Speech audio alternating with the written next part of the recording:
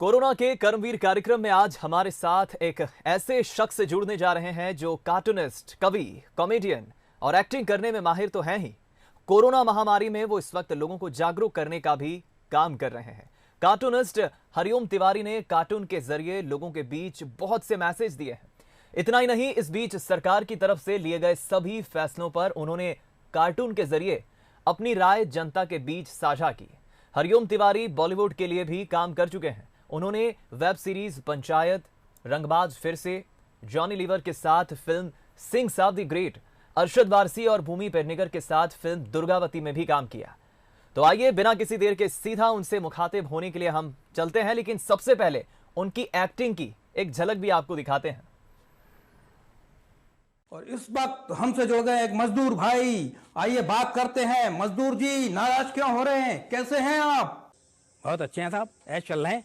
4 दिन से खाना नहीं खाया, 3 दिन से सोए नहीं है, बच्चा भूखा मर रहा है, बार बार दूध मांग रहा है, उसकी तबीयत बिगड़ी जा रही है, उसकी माँ है ना बेहोश हो रही है, और पुलिस वाले ऊपर से डंडे फटकार रहे हैं साहब। तो एक ट्रक वाला मिल गया था, जो कुछ पैसे बचे थे 500 रुपये, वो भी उसने ले लिए यहाँ तक पहुँचाने के लिए। अब गाँव का रास्ता भटक गए, किधर जाएँ साहब बताओ, आप ही बताओ। आप वहाँ AC में बैठे बैठे ना गर्रा रहे हो साहब हैं, 2 किलोमीटर पैदल चलो, अभी एंकरिंग भूल जाओगे, मीडिया मजदूर। मजदूर जी, मोदी जी ने अब आत्मनिर्भर अभियान चला दिया है। अब हमें आत्मनिर्भर होना पड़ेगा। हम तो आत्मनिर्भर ही हैं साहब, अपने खुद के पैरों से चल के है ना, बम्बई से आ रहे हैं यहाँ, अपने गांव जा रहे हैं, अपना खाना पीना है ना खुद ही बनाते। उनका कहने का मतलब है कि अब हमें खुद का सामान बनाना चाहिए, खुद का सामान ही उपयोग में लाना चाहिए, खुद की फैक्ट्री खोलना चाहिए। हाँ साहब, पहले मटका बनाते थे, लेकिन आप लोगों ने फ्रिज का पानी शुरू कर दिया, हमारा धंधा बंद हो गया। और बम्बई से नंगे पैर चले आ रहे हैं साहब, गाँव जाके है ना जूतों चप्पलों की फैक्ट्री खोलूँगा। फैक्ट्री? इतने सारे जूते चप्पलों का क्या करेंगे आप? अरे साहब, देश में चुनाव होते रहते हैं, डिमांड आती रहती है, नेताओं पर फेंकने के काम आते ना। आपका फ्यूचर प्लान क्या है? घंटा है साहब। मैं समझा नहीं। गाँव जा रहे हैं, हम मंदिर में बैठ के घंटा बजाएंगे साहब। नहीं, चिंता छोड़िए। मोदी जी ने 20 लाख करोड़ के पैकेज का ऐलान कर दिया है। अब आप माला माल हो जाएंगे। आओ साहब, जिंदा बच गए तो ले लेंगे, और नहीं बचे तो अगले जन्म में ना विदेश में मजदूरी करने जाएंगे साहब। वहाँ से हवाई जहाज में बैठ के आएँ, कम से कम टाइम पे गाँव तो पहुँच जाएंगे। पैकेज नहीं छोड़ेंगे साहब। हाँ, जाहिर है ये एक व्यंग्यात्मक तौर पर हम देखें तो इस वक्त मजदूरों की जो स्थिति है वो वाकई बेहद मजबूर है, और वही मजदूरों की मजबूरी को इस एक छोटे से वीडियो के माध्यम से हरिओम तिवारी जी ने बताने की कोशिश की। तो चलिए बिना किसी देर के हम सीधा रुख करते हैं। हमारे साथ खुद कार्टूनिस्ट, कवि और एक्टर हरिओम तिवारी जी लाइव जुड़ गए हैं। हरिओम जी, बहुत बहुत स्वागत है आपका। नमस्कार। और हमारे साथ न्यूज हेड शरद द्विवेदी जी भी लाइव जुड़ गए हैं। हरिओम जी की मैं प्रतिक्रिया लूं उसके पहले शरद जी, आपसे मैं ये जरूर पहले समझना चाहूंगा, पहले तो आपकी संक्षिप्त टिप्पणी और फिर इस चर्चा को आप आगे बढ़ाएं कि हम कई बार कहते हैं कि शब्द जो होते हैं कई बार कम पड़ जाते हैं। एक तस्वीर जो बहुत कुछ बात कह जाती है, 1000 शब्दों की जो बात एक तस्वीर कह जाती है, लेकिन वो तस्वीर अगर कार्टून के माध्यम से बनाई गई हो तो काफी ऊंची बता देती है। और हरिओम तिवारी जी तो काफी कलाओं के धनी है। देखिए, इनके भीतर वाकई इतनी प्रतिभा कूट कूट कर भरी हुई है, जिसका एक तो उदाहरण आपने अभी देखा। और एक कार्टूनिस्ट जो है वो मैं समझता हूँ कि वो इस देश का सबसे बेहतरीन एक संरक्षक भी है। और सबसे महत्वपूर्ण चीज़ है कि तकलीफ़ कितनी हो, ये कोरोना काल है, हम सब बहुत सारी आशंकाओं से घिरे हुए हैं, लेकिन फिर भी अगर उस दौर में कोई मुस्कुराहट हमारे चेहरे पर उस तकलीफ़ को याद दिलाते हुए लेकर आता है तो वो कार्टूनिस्ट होता है। कि आप सुबह का अखबार उठाते हैं या हल्का होलो, जो हरिओम तिवारी साहब का अपना एक YouTube चैनल है, उसके ज़रिए ये जहाँ बात करते हैं, तो इन तकलीफ़ों को लेकर हंसाना आसान नहीं है दीपक। बिल्कुल।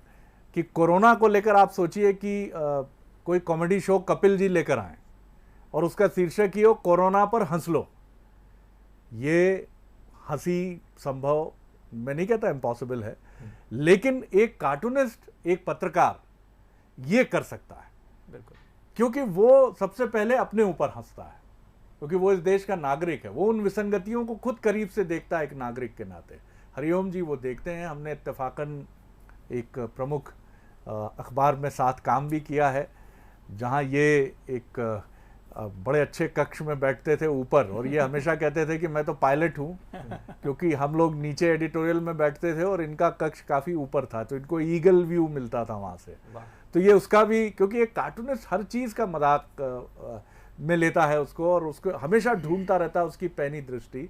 तो ये काफ़ी महत्वपूर्ण बात है इनकी। और मिमिक्री बहुत अच्छी करते हैं, अभिनेता भी हैं ये, लेखक भी हैं, और एक सरकारी मुलाजिम भी हैं वो। लेकिन इतनी सारी चीज़ों को, एक गृहस्थ जीवन में है, एक बेटे के पिता हैं, इनकी वाइफ हैं जो वो भी वर्किंग हैं, वो एक महत्वपूर्ण पत्रकारिता संस्थान में पढ़ाती हैं माखनलाल में। तो इन सारी भूमिकाओं को संयोजित करते आगे बढ़ना बहुत आसान नहीं होता, लेकिन ये बताता है कि अगर आपके सपने हैं, आपकी उम्मीदें हैं, तो आप धीरे धीरे ऐसे बढ़ सकते हैं आगे, और बहुत ज़बरदस्त। कल कहाँ होंगे हरिओम जी, कौन जानता। दीपक। बिल्कुल ठीक कहा आपने हरिओम जी। सबसे पहले आप ही की मैं एक प्रतिक्रिया इस पर ज़रूर लेना चाहूँगा, क्योंकि अनेक कला के आप धनी है, इसमें कोई शक नहीं है। एक कार्टूनिस्ट की भूमिका क्या होती है समाज में, देश में, शरद जी ने बखूबी उसका वर्णन करते हुए बताया है कि इस कठिनाई के दौर में भी आप कार्टून्स के ज़रिए, अपने वीडियोज़ के ज़रिए लोगों को मुस्कुराने का, गुदगुदाने का जो है एक मौका दे रहे हैं। कहाँ से आपकी रुचि डेवलप हुई बचपन के उस एरा में, हम ज़रूर जानना चाहेंगे कि आपकी क्या उम्र रही होगी उस वक्त, और कहाँ से आपने अपने भीतर के उस कलाकार को टटोला, तलाशा और ये जाना कि मेरे भी अंदर वो कलाकार है, और आपने ये विधा की शुरुआत की। दरअसल मैं गांव में रहता था, 8वीं तक मेरी पढ़ाई गांव में हुई। मेरे गांव में एक चित्रकार हुआ करते थे, वो दीवारों पर चित्र बनाते थे, तो उनको मैं देखा करता था, मुझे लगता है मैं भी कुछ करूं, और अपने घर आकर मैं अपने घर की दीवारें ख़राब किया करता था। तो पिताजी की बहुत डांट खाई मैंने, पिताजी बड़े नाराज़ होते थे। और दरअसल मैं पढ़ाई में अच्छा था, टॉपर था अपने स्कूल डेज़ में। तो मुझे पहले उस समय लगता नहीं था कि मैं कार्टूनिस्ट बनूंगा, मुझे लगता कोई बड़ा आदमी बनना है, अधिकारी बनना है, कुछ उस तरह का, इस तरह के दिमाग में चीज़ें रहती थी। लेकिन चित्रों से मेरी वहाँ से शुरुआत हुई बनाना। और सेंस ऑफ ह्यूमर मुझे अपने फादर से मिला। मेरे पिताजी किसान हैं, अभी गांव में हैं। तो उनको मैं देखता था कि वो, उनको हंसाने की बड़ी कला थी उनके अंदर, बच्चों को हंसाते थे, कभी बिल्ली की आवाज़, कभी इस तरह की। और एक जो कमेंट करने की आदत उनकी, सीधी सपाट बात कहते थे वो, किसी से भी बुरा लगे भला, ये उस तरह की जो टेंडेंसी, वो मतलब मुझे लगता है कि कार्टूनिस्ट की एक जो बेसिक गुण होते हैं कार्टूनिस्ट के, वो मुझे अपने पिताजी से मिले। तो वहाँ से ऐसे धीरे धीरे शुरुआत हुई मेरी। फिर मैं ग्वालियर आया, मेरा एजुकेशन हुआ, तब कार्टून की समझ हुई, अखबारों के कार्टून्स मैंने देखे, तो मेरे अंदर समझ पैदा हुई। फिर कॉलेज में क्या होता था कि मैं, जैसे कोई प्रोफेसर क्लास चल रही है, बोर हो रहे हैं, तो मैं उनका कैरिकेचर बनाने का प्रयास करता था, और वो सारे कॉलेज में सर्कुलेट होता था पूरे अपने क्लास में। तो दोस्तों से बड़ा प्रोत्साहन मिलता था, उनको बड़ा मज़ा आता था। मुझे लगता था कि यार कोई बड़ी मज़ेदार चीज़ है कि जो दूसरों को खुशी दे रही है। तो वहाँ से मेरे मन में थोड़ा सा विचार आया, मैंने कुछ करूँ। तो इस तरह से कार्टून बनाना सीखा मैंने। कैरिकेचर, कार्टून की जो बेसिक है, कैरिकेचर बनाना आपको आना चाहिए, तो वो एक शुरुआत हुई। फिर ग्वालियर में जी बिल्कुल। और दीपक जी, मैं ये भी अपडेट दे दूं कि बाघ के ऊपर, टाइगर के ऊपर इन्होंने एक बड़ी अच्छी सीरीज़ तैयार की है, जिसको आप एक ऑटोबायोग्राफिकल फॉर्म में कह सकते हैं। हरिओम जी बताएंगे तो ज़्यादा अच्छा होगा उसके बारे में। दरअसल देखिए, आप आजकल देख रहे हैं कि चारों तरफ शांति है, तो जंगल की तरफ, जंगल से जानवर निकल के रोड पर घूम रहे हैं, कई ऐसी खबरें आ रही हैं। तो इसी तरह भोपाल में भी लगातार खबरें आती थी कि टाइगर आज यहाँ आ गया, रिहायशी इलाकों में आ गया। तो मुझे लगता है कि ये जो रिहायशी इलाका है, ये उसी का था, पहले हमने ऑक्यूपाइड किया है। सही बात। तो वहाँ से मेरे मन में एक विचार कौन था कि कारण क्या है, बार बार क्यों बाहर आ रहा है। वो कहीं ना कहीं परेशान है, क्योंकि हम उसकी जगह घेर रहे हैं, हम उसकी जगह में घुस गए हैं जी। तो वहाँ से एक विचार आया। तो पहला मुझे कार्टून का जो आइडिया आया कि tiger looking for a house, 2 let का बोर्ड लगा हुआ है, टाइगर फैमिली घूम रही है, वो कह रहे हैं हमें 2 बेडरूम का किचन का एक जगह चाहिए रहने के लिए। तो वहाँ से एक पहला कार्टून मेरे को आया।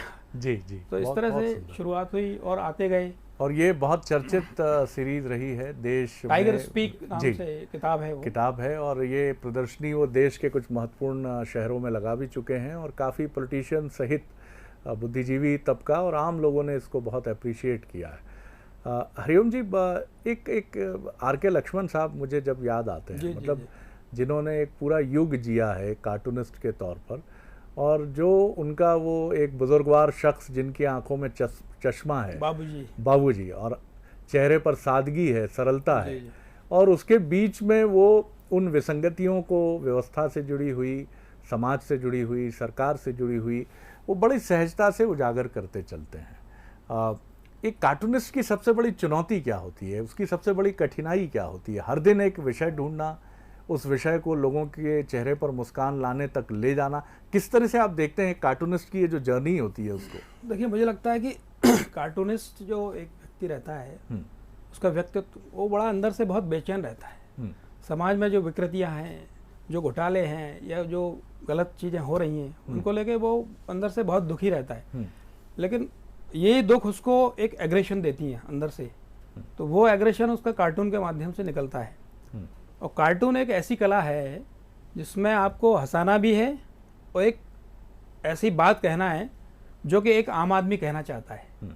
कार्टूनिस्ट आम आदमी की बात कहता है, आम आदमी क्या सोच रहा है उस बारे में, उस घटना के बारे में, या उस घोटाले के बारे में, या फिर उस समस्या के बारे में।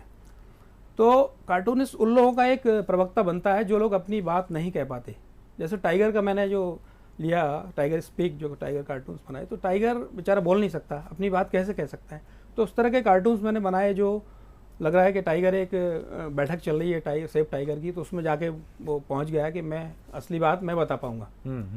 तो टाइगर मतलब कार्टूनिस्ट एक ऐसा रहता है कि वो उन लोगों की बात कहता है, एक प्रवक्ता है आम आदमी का प्रवक्ता है। और मुझे एक बार याद आता है कि बहुत इमिनेंट व्यक्ति ने ये कहा था कि आजकल जो टेलीविज़न शोज़ हैं वो हंसाते ज़रूर हैं, लेकिन वो व्यक्ति को स्तब्ध नहीं करते हैं, उसको सन्नाटे में नहीं लाते हैं, जो हरिशंकर परसाई करते थे, जो शरद जोशी करते थे। हम इन टेलीविज़न के हंसते मुस्कुराते कार्यक्रमों को देखकर भ्रष्टाचार को भी ये मान लेते हैं कि बहुत आम है, ऐसा तो होता ही है, ये तो चलता ही है, हमें चुभता नहीं है।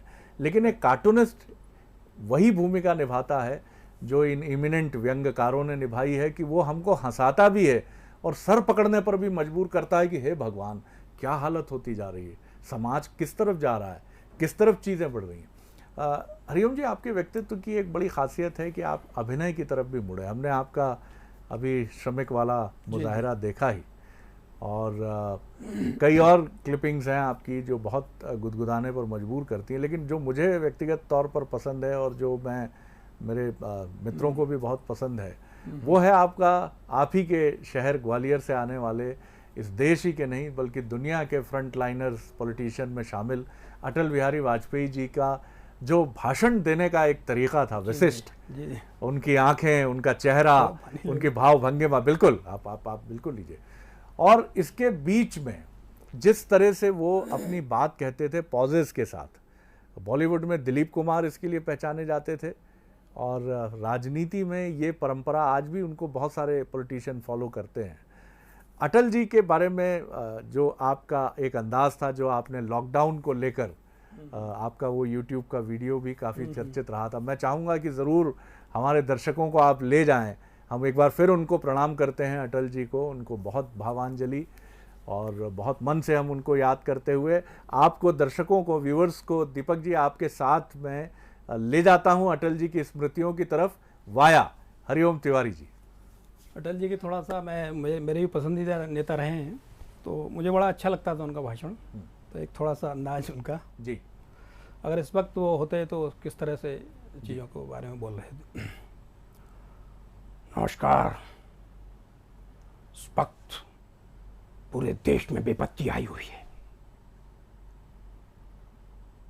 हमें कोरोना से डरना नहीं है, लड़ना है, लड़ना। हाथ धोते रहना है, शारीरिक दूरियां बना के रखना है, लेकिन दिलों की दूरियां कम नहीं करना है, बढ़ाना है। एक अवसर मिला है आप लोगों को एक साथ रहने का, परिवार के साथ रहने का, उसका लाभ लेना चाहिए। एकांतवास मिला है, अपने शरीर के अपने भीतर झांकना चाहिए कि हम क्या कर सकते और क्या नहीं कर पाए। ये मौका मिला है। देश में मजदूर परेशान हो रहे हैं, वो परेशान हो रहा है जिसने निर्माण किया है देश का। सरकारें प्रयास कर रही हैं लेकिन उतना नहीं हो पा रहा जितना होना चाहिए। क्या बात, वाह। लेकिन चिंता की बात नहीं है, धीरे धीरे सब ठीक होगा। नमस्कार। वाह वाह, तो बिल्कुल ये लगा ही नहीं, सेम वही तरीका, पॉज लेने का अंदाज, हाथ घुमाने का अंदाज, और जिस जादुई ढंग से उनकी आंखें मिचमिचाती थीं और हमें भी एक स्वप्न लोक की तरफ ले जाती थी, एक कल्पना लोक की तरफ ले जाती थी। निश्चित तौर पर ये एक कनेक्शन तो आपका रहा है। इसी के साथ अभिनय की तरफ जो आपकी यात्रा शुरू हुई, इसके बीज भी क्या आपके बचपन से ही पड़ गए थे, या एक कार्टूनिस्ट और एक जर्नलिस्ट के तौर पर आप आगे तो बढ़ते रहे, एक लेखक के तौर पर भी आगे बढ़ते रहे, क्योंकि जो भी सटायर आप क्रिएट करते हैं मुझे लगता है सारा आप ही लिखते हैं उसको मोस्टली। तो किस तरह से आप देखते हैं कि अभिनय की तरफ जाने का रुझान कैसे हुआ? दरअसल अभिनय में बचपन से रुचि तो थी मेरी। जैसे रामलीला हुआ करती थी गांव में, नौटंकियाँ चलती थी उस वक्त, तो मुझे लगता था मैं भी कुछ करूं। लेकिन उस वक्त जो स्टेज फियर बहुत ज़्यादा था मेरे अंदर, कभी हिम्मत नहीं पड़ती थी कि मैं जाके कुछ करूं। ऐसे ही कॉलेज में या स्कूल में वहाँ भी डरता रहा। लेकिन मैं जर्नलिज्म से जब जुड़ा तो थोड़ा सा कॉन्फिडेंस आया अंदर से, और एक जो स्टेज फियर है, बोलने की कला है, वो थोड़ा आई। एक्टिंग में रुझान तो था, बचपन से ही करना चाहता था। देवानंद को मैं बहुत फॉलो करता था, बहुत कॉलेज टाइम में, बड़ा अच्छा लगता था मुझे। तो उस तरह से चीज़ें थी। लेकिन क्या होता है कि दो कलाओं को एक साथ लेकर चलना बहुत मुश्किल होता है और बहुत साधना मुश्किल होता है। कार्टूनिंग में मुझे 30 साल लगभग हुए हैं। फिर मैंने सोचा कि जो अपनी हॉबीज़ हैं उनको ज़रूर जीवन में अपना पूरा करना चाहिए। तो मुझे लगा कि अब वक्त आया है। शुरू में फाइनेंशियल चीज़ें थी जिनकी वजह से आपको नौकरी भी करना पड़ी। बहुत सारी चीज़ें रहती हैं, जो परिवार की स्थितियाँ रहती हैं, जिसके कारण आप नहीं जा सकते आगे। और अभिनय एक ऐसा क्षेत्र है, अनिश्चितताओं का बहुत इसमें संभावना रहती है। तो फिर मैंने अब थोड़ा चीज़ें स्थायित्व की तरफ बढ़ रही हैं, तो मुझे लगा कि अब मुझे अपनी हॉबी पूरी करना चाहिए। तो मैं अभी काफ़ी 2011 से मैंने वो शुरुआत की फिल्मों की, थिएटर भी किया। 2011 में मुझे चांस मिला सिंह साहब द ग्रेट, एक फिल्म है। दरअसल उसमें मेरे कार्टून्स यूज़ किए उन्होंने सेट में जी। और उस वक्त मुझे जॉनी लीवर, संजय मिश्रा जैसे बड़े बड़े कलाकारों के साथ 1 महीने साथ रहने का मौका मिला। पहले तो उन लोगों ने ज़्यादा लिफ्ट नहीं दी लेकिन जैसे ही पता लगा कार्टूनिस्ट हूँ तो थोड़ा सा सीरियसली लिया। फिर धीरे धीरे इतनी दोस्ती हो गई मेरी जॉनी साहब से, तो वो मुझे अकेला बुला लिया करते थे जहानुमा होटल में, आ जाओ भाई तिवारी, और डिनर करते हैं। तो वो बड़े मुझे जोक्स वगैरह अपने अपने वो आइटम सुनाते थे। तो वहाँ से मतलब उस फिल्म में मुझे भी एक चांस मिल गया। प्रेजेंस थी मेरी, कोई डायलॉग्स वगैरह उस तरह से नहीं था जी। तो वो एक शुरुआत हुई, लेकिन 1 महीने मैंने शूट किया तो एक्सपीरियंस काफ़ी मिला मुझे। ऐसे धीरे धीरे फिल्में और भी की मैंने, बहुत सारी फिल्में जी। कुछ पाइट पाइपर एक थी टेलीफिल्म, उसमें काम किया, बहुत सारे और किए। अभी लेटेस्ट में इंडियन 2 जो कमल हसन की फिल्म है, अरे वाह, और बड़े डायरेक्टर हैं शंकर साहब, तो उसमें एक IPS का काम मतलब रोल है मेरा जी। और अभी उसके बाद शूटिंग भी भोपाल में हो रही है? शूटिंग भोपाल हुई थी और बाकी कुछ राजस्थान हुई थी। और उसके बाद अभी एक लेटेस्ट रिसेंटली मैंने किया दुर्गावती, उसमें भूमि पेडनेकर, असद बारसी लीड रोल में फिल्म ये भी हाँ है वो साउथ का रीमेक है फिल्म का, तो उसमें भी काफ़ी ठीक ठाक रोल है मेरा। और बाकी वेब सीरीज की है, रंगबाज फिर से, पंचायत में एक छोटा सा सीन था मेरा। तो इस तरह से अभिनय यात्रा चल रही है, मौका मिल रहा है जहाँ करता हूँ, अपने आनंद के लिए कर रहा हूँ। एक कार्टूनिस्ट या एक कैरिकेचर के सृजनकर्ता के तौर पर आपका पसंदीदा कैरेक्टर क्या है? और इसी तरह फिर यूट्यूब पर जो आप एक मीडिया एंकर की भूमिका अदा करते हैं, जो आमतौर पर हम लोग अदा करते हैं जी जी, और हमने अक्सर देखा है कि आप एंकरों की जम के बखिया उधेड़ते हैं। ये खैर ये आपका विशेषाधिकार है कि आप उनकी जमकर बखिया उधेड़ें। और एक चमन बग्गा जैसा एक किरदार आपने गढ़ा है इसमें, जिनकी टाई तिरछी रहती है, यहाँ फंसी रहती है जी, जी, जी। तो दोनों में ही मैं चाहूँगा कि बतौर कार्टूनिस्ट आपका पसंदीदा किरदार कौन सा है, और जो आपका ये क्रिएशन है यूट्यूब का, वहाँ आपका पसंदीदा किरदार कौन है? दरअसल कार्टूनिंग में ऐसा नहीं कह सकते आपकी पसंदीदा एक वो एक हो एक दौर रहता है। एक ज़माने में नरसिम्हा राव, उनके कान और होंठ आप बना दीजिए तो लगता था कि नरसिम्हा राव बन गए, उनका कैरिकेचर बन गया। तो इस तरह से समय के हिसाब से चीज़ें बदलती रहती हैं। बहुत सारे पॉलिटिशियंस हैं जो जिनका एक अलग तरह का एक पहनना ओढ़ना, उनका चेहरा, नाक नक्श रहते थे। कार्टूनिस्ट हमेशा, जैसे मैं कार्टून बनाता हूँ तो नाक से शुरुआत करता हूँ क्योंकि नाक से आदमी की इज्जत जुड़ी रहती है, प्रतिष्ठा जुड़ी रहती है। तो हम लोग क्या है, नाक पर प्रहार करते हैं। दरअसल हम करते क्या है, कैरिकेचर जो रहता है एक विकृत रूप है किसी चीज़ का, आदमी का। तो दरअसल कैरिकेचर हम लोग लोगों की शक्लें नहीं बिगाड़ते, पॉलिटिशियन ऐसे काम करते हैं जिससे हमें उनका असली चेहरा दिखाना पड़ता है। तो दैट इज कॉल्ड कैरिकेचर। बिल्कुल ठीक बात है ये। और जी, जब जहाँ तक एंकर का सवाल है, एक्टिंग का जो हल्का वालों वाला चैनल है यूट्यूब पर, उसमें एक एंकर मैंने वो एंकर भी देखे हैं उस ज़माने में, एक शालीनता के साथ दूरदर्शन पर जो हुआ करते थे, और आज के जो एंकर हैं तो वो एक मेरे को अलग व्यक्तित्व नज़र आता है। तो वो मैंने एक थोड़ा सा कॉमिक कैरेक्टर मैंने डेवलप किया। मैं बहुत डरा हुआ था, अच्छा हुआ आपने व्यक्तित्व शब्द का प्रयोग किया कि दोनों के व्यक्तित्व में बड़ा अंतर है।